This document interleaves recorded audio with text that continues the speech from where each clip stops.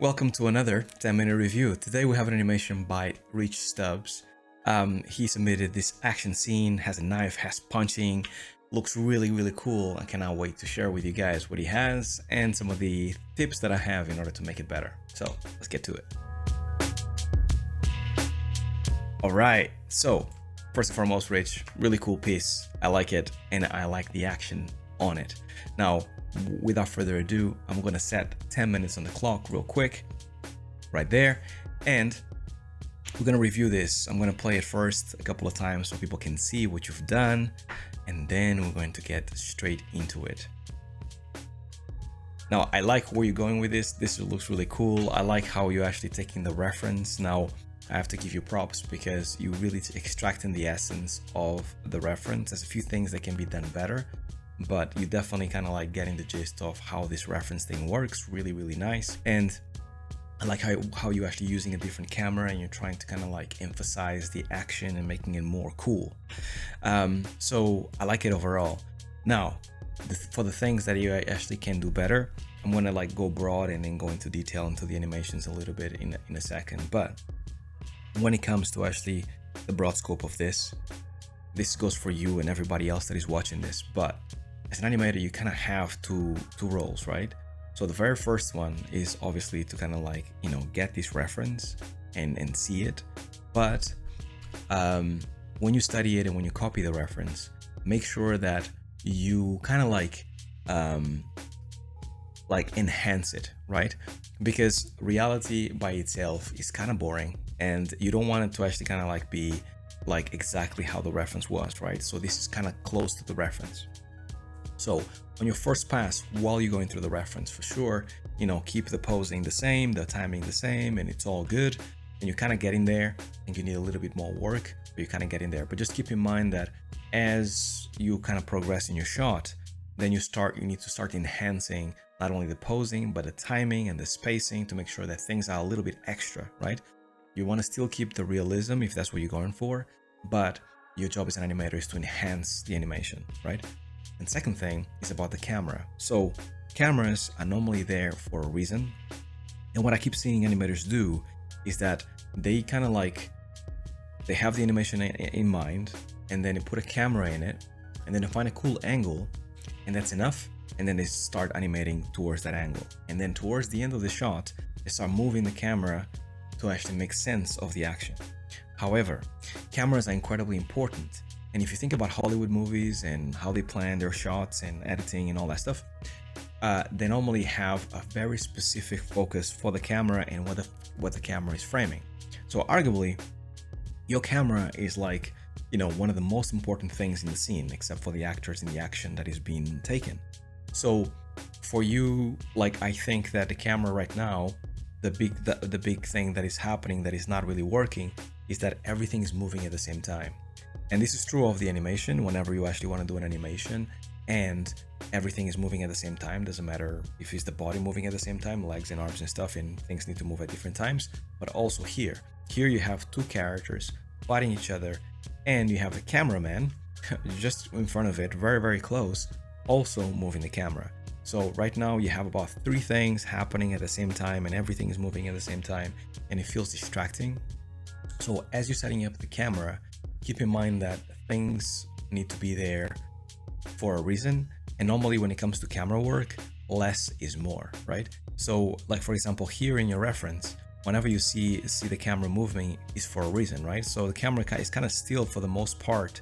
And then it moves when they're about to showcase this guy's reaction to the camera cut, right?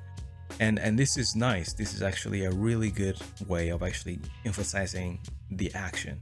Same thing here, when he cuts like this kind of torso part or whatever, notice that like the action happens and then he's moving and there's a moment that he actually kind of stops a little bit and then the camera moves a little bit down and then he cuts him. So he avoids you paying attention to the camera and he like keeps you with the action as much as possible.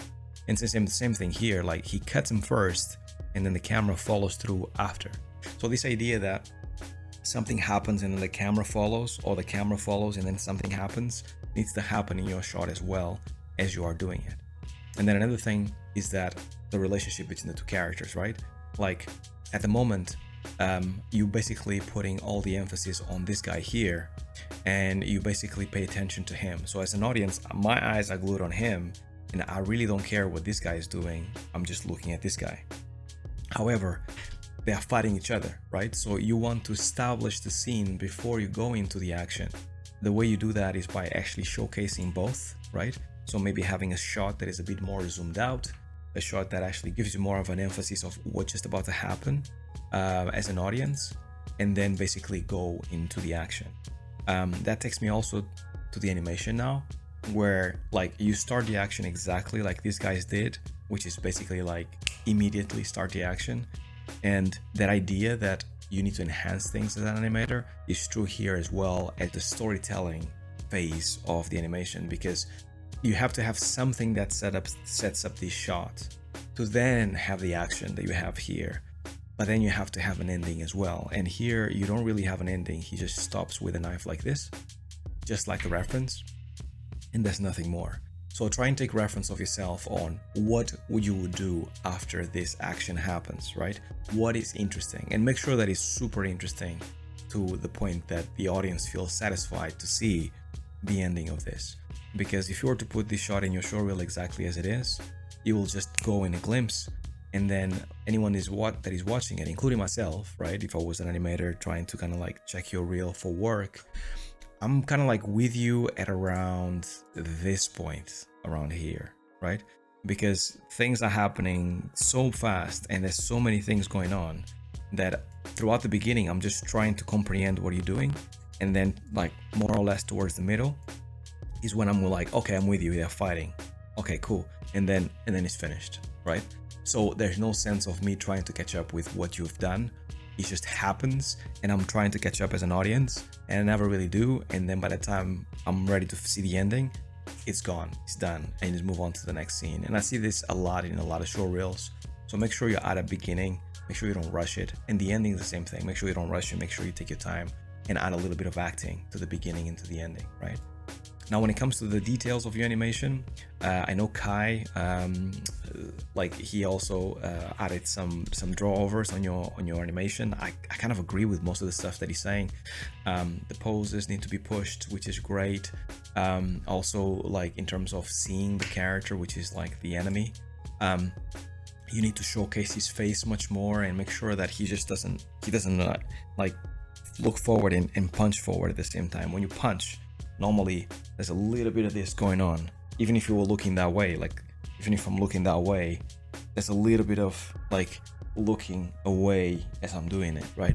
So normally you open your body as you punch this way, right? So try to do that to camera, because then you start to see his face. And I think Kai mentioned here specifically here to showcase his face of surprise when he goes, huh? I think that's a really good take. And you can, once again, take reference of yourself doing this anticipations, this acting on top of everything else, right? Now, something that I've noticed as well is that you're kind of missing your fingers and the details of the fingers. And because this shot is so close, up close to the camera, you need to kind of make sure that you have really strong finger hand poses as you're doing it, because those are going to be the ones that are going to sell your action, especially in comparison to these guys. Because here, and this is basically my last point, is that they are trying to miss each other on purpose. Oh, I mean, I should say, this guy is trying to kind of like, you know, act out the pain and but you can clearly see by the video that this guy, the aggressor, he's trying to kind of like be gentle on him, because obviously he doesn't want to break his arms, he doesn't want to kind of cut him or anything like that. But your role as an animator is, if you actually are to do this piece, is to actually make it as credible as possible and make sure that those cuts feel real. And if he breaks his arm, or if he actually kind of takes him away, he's violent and he's credible. Otherwise, it just looks like bad animation. You don't want to do that. So what you can do, once again, is like do another layer of reference of yourself, trying to act out how he would actually kind of like get cut on the arm and like kind of like have his arm broken, or whatever it is that the characters are doing, to make sure that you can put together your reference together with this reference in order to make it better, right? Because at the moment there's a sense for sure that he's not really cutting the arm. So yeah, that's basically what I had to say. Pushing the poses for sure. I think like Kai, when he actually mentions here that you should kind of like follow through with his arm, get this pose to be a bit more hunched over. That's spot on. Same thing here, you want to see more of this character here. And then here, I like how you're actually kind of stretching the arm straight, but notice that when you punch, it's only for a second and then you come back, right? Even if you were to punch through something, your arm wants to be relaxed most of the time, and then the stretch happens over 2 or 3 frames. It's finished. Yeah, so like those poses really matter. So if you're not sure about something, especially being a young animator, if you haven't been doing this for very long, then for sure take reference of yourself. Even if you're just taking a punch or missing a punch, I would actually do that, like put this camera up and be like, and act it out for a second, and then look at my video and see what I'm doing, what is following through, like what's going first, second, and third, especially in fast movements. You want to see it in slow motion to see exactly what you're doing so you can replicate it with your animation. Really good piece, keep going. I think this is going to be really awesome by the time you finish. That's all I have. If you would like to have your animation reviewed here just like Rich, then make sure you join us on Discord, because there's many more videos, many more feedback, and even if I don't get to actually review it here in these 10-minute reviews, many other people are going to be there in the channel to actually give you help and to kind of like improve your animation, as Kai did here. Even before I reviewed it, he was already on top, kind of like giving notes and stuff like that to Rich in order to get his animations better. So join us on Discord, link down below, and if you like this video and you enjoyed it, give it a like, subscribe, comment below, and if you'd like to support me more, check out my Patreon, because I have plenty more content there for you guys to check out, and all the money that I receive there goes right back into this channel to make things better. Until next time, stay well, stay safe, peace.